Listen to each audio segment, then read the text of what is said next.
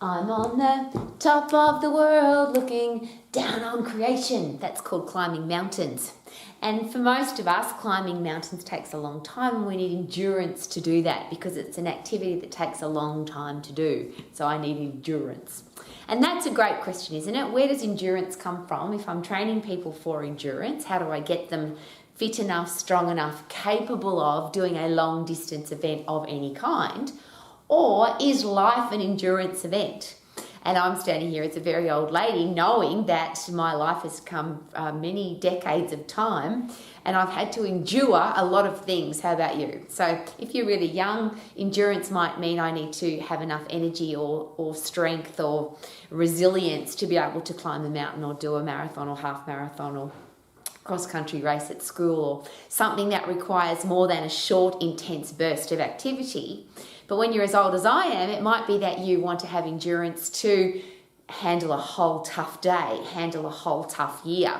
If you've lived in 2020, 21, 22, it felt like a very long time. You might have needed your endurance muscles to be really strong to be able to deal with all the stuff that happened in those years. So how do we create endurance? And it's an interesting question as an exercise professional, because usually we talk about sprint training, we talk about strength training, we talk about endurance training, we talk about flexibility and maybe mental toughness. And if we wrap up what exercise is, the exercise physiologists and the people that would love the world to be healthy, fit and strong have all shared with me that exercise has many components. So Rowie, don't call yourself a fitness professional because fitness is just one part of exercise.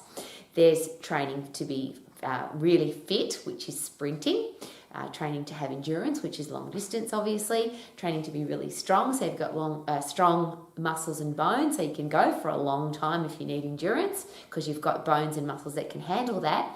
And then, of course, your endocrine system and hormonal system, they need to be strong to fire all of that up, whether you're doing short distance or long distance.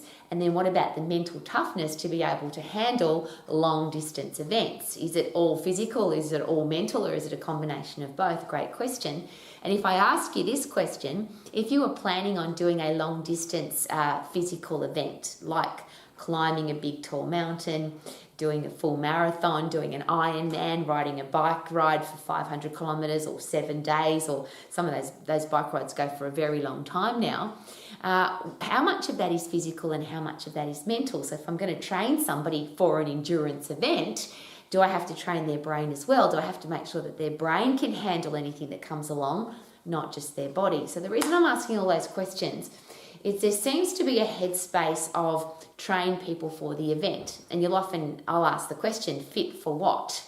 So if you want to run a marathon, you need to be fit enough to run 42.2 kilometres.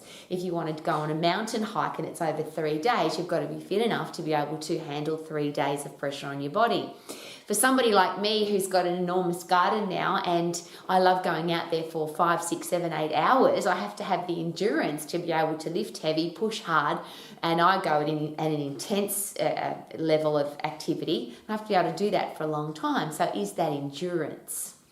So my headspace is always, and I'm always asking questions because I would like everybody to be as fit and strong as they need to be for what they want to do. I have a very different headspace now because here's the question. Do we get people fit and strong so they can go and do their event? Or do we get people doing events so they can be fit and strong? Do we get people fit and strong so they can go and exercise? Or do we exercise people so that they're fit and strong? And I think there's a really interesting headspace there to consider. Because actual pure fitness and pure strength, so let's take every other event out of it. So no marathons, no mountain climbing, no dancing at a nightclub for hours and hours, no having a baby, no handling stress, all the things that we need to be fit and strong for. Let's take all of those off the table just for a minute and ask the question, how do I get really fit and how do I get really strong? And then my third question is, if I'm as physically fit as I can possibly be, and if I'm as physically strong as I can possibly be, every muscle, ligament, tendon, joint, bone, endocrine system, so I've got all of those pain-killing endorphins pumping, my brain's strong, my body's strong, is it possible that I'll be able to do all those other things? And how do I get really fit and how do I get really strong? And if I am, will I be able to do all of those other things better? So here's my next question. If I'm as fit as I can possibly be and if I'm as strong as I can possibly be, my entire body and brain, am I more likely to be able to handle the mental toughness of running 42.2 kilometres? Would I be more likely to be able to handle, and let's say I'm climbing a mountain and it snows or it gets really windy or it gets really hot or I get lost.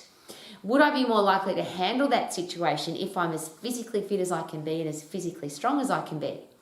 If I line up at an endurance event, so the start line for a marathon or an Ironman, knowing that I'm as physically fit as I can be and as physically strong as I can be, how's my headspace going to be? Am I more likely to be able to think confidently, think mentally tough about the event that I'm about to get into? And if I go into an endurance event where I require a never give up attitude, is it possible that if I've got a really fit body and brain that I'll be able to handle that better?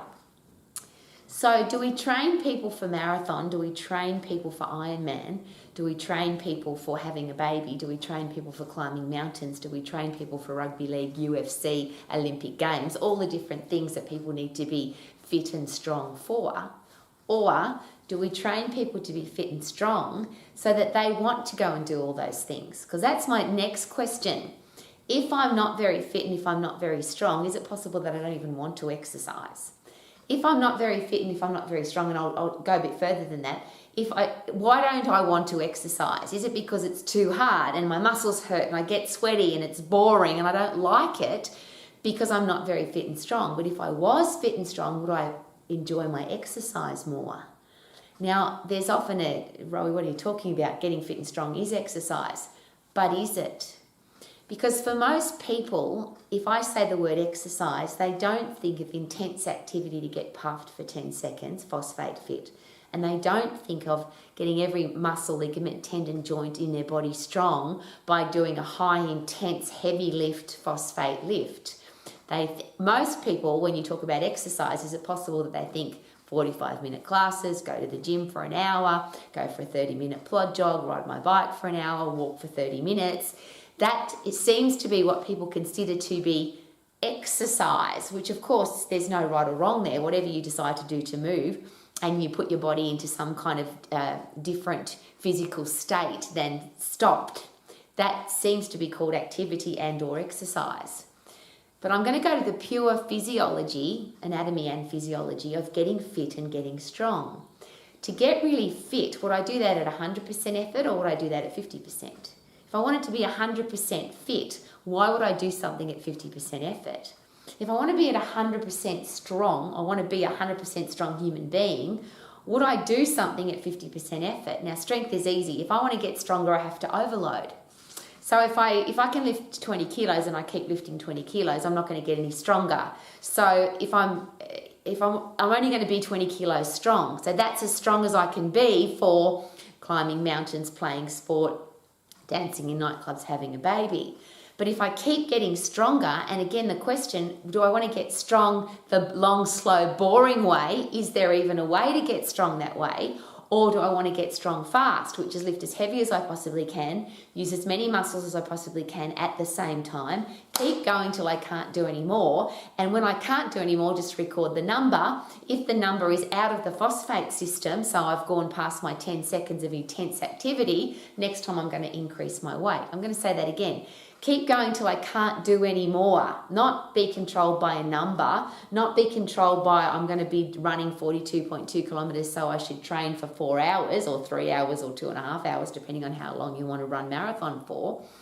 What if I got as strong as I could possibly be by doing that at 100% intense activity, get as fit as I can possibly be at 100% effort, which is sprinting, however I do that, increase my heart rate to maximum for 10 seconds, phosphate fit. And whether I do that by boxing or skipping or jumping or cross-training or running or using soft sand for fast walking what doesn't matter. Obviously, my respiratory system and my cardiovascular system don't know what I'm doing. But if I push all of those systems to 100% effort, so I get really puffed, that I actually can't go any longer than 10 seconds. And as I always share, the beautiful part of that is for most people, the biggest excuse for not exercising, the biggest excuse for giving up on their sport, whether they're fit or strong enough or not, I haven't got time. But if I'm really fit and I'm really strong and I love how my body feels, is it possible that I actually want to go and do more stuff? Because when we get really fit and strong in the phosphate system, it's not just the physical body that works at 100%. It's the brain that has to, the overload in the central nervous system and the endocrine system, the neurotransmitters of both the brain and the body working together to fire me up to work at 100% effort. It's called the fight and flight system for a reason. Because when you've got a wild animal chasing you or a wild tribe chasing you or somebody's trying to kill you, you're not going to be walking away from that situation. You're not going to be slapping them softly. You're going to be sprinting or fighting with every muscle, ligament, tendon, joint in your body to save your life or save the life of the people that you care about. That's called 100% effort. So if by pure physiology I get as fit as I can be and as strong as I can be, I have a fit, strong body, and I have a mentally tough brain, is it possible then that I can go and do all the other things that I want to do with a much better headspace? So this is where the question of endurance comes in. And I'm coming from a very personal place now because I've run multiple half marathons, I think 17, I can't actually remember, but I tried to go through my diary and count them all. I've done 21 full marathons, which technically is called an endurance event because they're long, you're running for a long time. And one of the worst things I've ever done to train for those events is to do long distance endurance training. All it does is put compression forces through your joints, which is lovely because they're not, at least they're not shearing forces. But I've just got a body full of overuse injuries from just doing too much running. The really interesting thing is when I stopped doing long distance running and just did sprint training and heavy strength training, my marathon speed came down, but my enjoyment of the marathon improved because when I came to the start line, my body was really fit, my body was really strong, but I wasn't doing long distance boring training to get to the start line. I just had now 3.5 to 4 hours to run. And I enjoyed it because I had a really fit, strong body and a really fit, strong brain. And my ligaments didn't hurt, my tendons didn't hurt. Because when you do this for 42.2 kilometres, it's not just legs. Your shoulders can get sore, your elbows can get sore, your neck can get sore if you're running effectively. But when you've got a fit, strong body and everything's fit and strong, you can do all of it without feeling tired, sore, injured, the whole bit. Whoa. If you want to do long distance endurance events, could it just be an interesting brain change to think, am I as fit as I can be? Am I as strong as I can be? And then is the rest perhaps more mental than physical? Yes, you can run long distances and train for a marathon. But ultimately, there's going to be a point in that marathon for most people, unless you're an elite athlete, that you want to stop. Your body hurts or you're tired, or I don't want to put anybody into that situation. I'd love everybody to, if you want to run marathons, start, finish, enjoy the whole thing. And is that more likely to happen if you're mentally tough? Because when the tough time comes up, when the tough thing happens, you've got a mentally tough brain. And a mentally tough brain isn't scared of challenges, it loves them. That's one of my favourite quotes of all time. When the going gets tough, the tough get excited. Not scared, not I don't want to do this, but this is what I've been training for. So it's not I've got to give up because I'm tired or I've got to give up because this is hard. I'm going to go harder now because this is hard because I'm mentally tough. Now, how do we get mentally tough by plod jogging? How do we get mentally tough by walking? How do we get mentally tough if we don't overload our body? Not with time and distance, but with intense activity. Because the phosphate system, the fight and flight system, the neurotransmitters that force our brain to change, they don't work most effectively unless you're in the phosphate system. That's what they're designed for, intense activity for 10 seconds. So if you want to do an endurance event, you could do the plod jog training, you could do the long, slow, boring training. One of the interesting suggestions I was given by a top level coach, LSD equals LSR, Rowie. Long, slow distance equals long, slow results. If you want to run marathon, get as fit as you possibly can and sprint train so that when you rock up at the start line, you can go hard knowing that your body's really fit and your body's really strong. So none of this is right or wrong, and all I'm asking you personally is, regardless of the information that you've been given about anything, whether it's endurance training or flexibility or warm-ups or strength training or food or life, and that's what Romax is all about: how to be healthy, fit and strong, how to have a career or business that you love, how to be financially free, and how to have great people in your life. We've all been given information about all of those things, and a lot of those things that we believe to be true, I question constantly. And when you go digging, and when you think logically, and when you think with common sense, and when you ask more questions than I just believe that because that's what I've always believed, and I get that because I used to do that. Whether it was politics or religion or exercise or food, I had an opinion, I believed my opinion, and I just regurgitated my opinion. Sadly, usually my opinion was somebody else's opinion that I was regurgitating, that I was vomiting. It wasn't even my ideas. I just believed people who I thought were impressive.